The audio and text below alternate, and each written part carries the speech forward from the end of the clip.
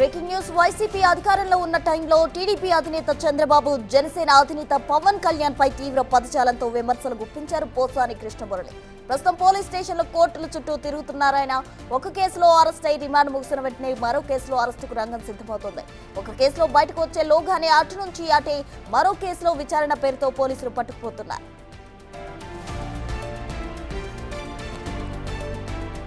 ప్రస్తుతం పోసాని కృష్ణమురళి కర్నూలు జిల్లా జైల్లో ఉన్నారు. నేడు నర్సరావుపేట కోర్టులో కస్టడీ పిటిషన్ పై మెమో దాఖలు చేయనున్నారు పోలీసులు. కస్టడీకి ఇవ్వాలంటూ అధోని పోలీసులు వేసిన పిటిషన్ పై నేడు తీర్పు ఇవ్వనుంది అధోని కోర్టు.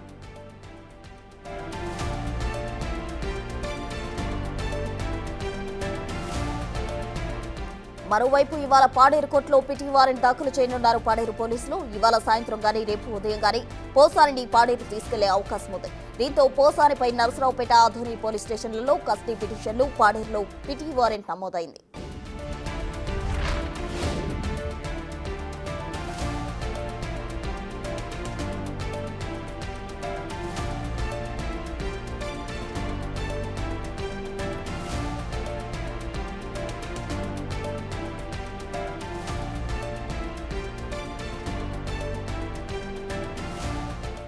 మరిన్ని అప్డేట్స్ మా ప్రతినిధి సాయి శంకర్ గుంటూరు నుంచి అందిస్తారు. సాయి శంకర్. ప్రసన్న, ఈరోజు పోసాని కృష్ణమురళికి సంబంధించినటువంటి అంశంలో నర్సరావుపేట 2 టౌన్ పోలీసులు మరోసారి కస్టడీకి సంబంధించినటువంటి అంశం పైన పిటిషన్ దాఖలు చేసేటటువంటి అవకాశాలు ఉన్నాయి. ఎందుకంటే శని ఆదివారాలు కస్టడీకి నర్సరావుపేట కోర్టు అనుమతించినప్పటికీ కర్నూలు వెళ్లేలోపు, నర్సరావుపేట పోలీసులు వెళ్లేలోపు అక్కడి నుంచి విజయవాడ పోలీసులు పోసాని కృష్ణమురళిని తీసుకువెళ్లడంతో వాళ్ళు కస్టడీకి తీసుకొని రాలేనటువంటి పరిస్థితి ఉంది. అయితే ఈ 2 రోజులు కస్టడీకి తీసుకోలేదు కాబట్టి ఆ అంశాన్ని నర్సరావుపేట కోర్టు దృష్టికి ఈరోజు తీసుకెళ్లనున్నారు. మరి కోర్టు మరోసారి కస్టడీకి అనుమతిస్తుందా లేదా అనేది చూడాలి. ఎందుకంటే ఈరోజు పోసాని కృష్ణమురళికి సంబంధించి బెయిల్ పిటిషన్ పైన వాదనలు వింటామంటూ కూడా కోర్టు శుక్రవారం చెప్పడం జరిగింది. మరి ఈరోజు బెయిల్ పిటిషన్కి సంబంధించి వాదనలు వింటారా, లేకపోతే కస్టడీ కొనసాగలేదు కాబట్టి కస్టడీ పైన మరోసారి వాదనలు వినిపించేటటువంటి అవకాశాలు ఉంటాయో చూడాలి. ఎందుకంటే ఇప్పటికే పోసాని కృష్ణమురళికి సంబంధించినటువంటి న్యాయవాదులు అయితే క్లియర్గా చెప్తున్నారు, కావాలని చెప్పే పోసాని కృష్ణమురళికి బెయిల్ రాకుండా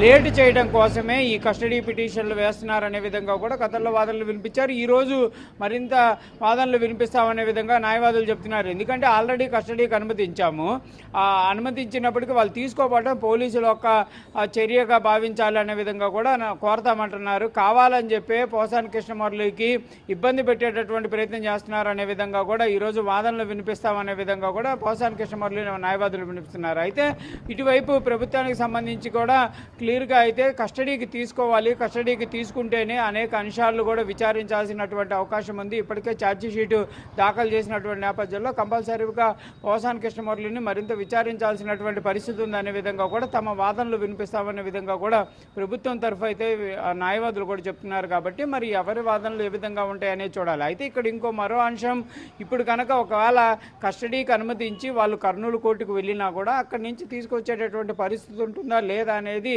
నరసరావుపేట పోలీసుల్లో అయితే కొంత సందిగ్ధత ఏర్పడింది. ఇప్పటికే పాడేరు పోలీసులు పీటీ వారెంట్ దాఖలు చేసినట్లు తెలుస్తున్నటువంటి నేపథ్యంలో పీటీ వారెంట్ ఉంటే కంపల్సరీగా పీటీ వారెంట్కి ప్రిఫరెన్స్ ఇచ్చేటటువంటి అవకాశాలు ఉంటాయనే విధంగా ఉంది. కాబట్టి మరి ఇప్పటికిప్పుడు కస్టడీ కోరతారా, మరోసారి కోరేటటువంటి అవకాశాలు ఉంటాయా ఏంటనేది చూడాలి. ఎందుకంటే కస్టడీకి వెంటనే తీసుకోవాల్సినటువంటి పరిస్థితులు ఉన్నాయి.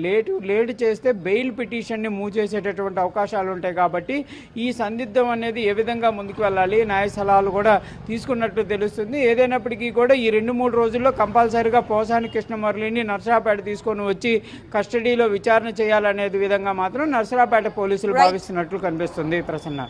Thank you Sai Shankar.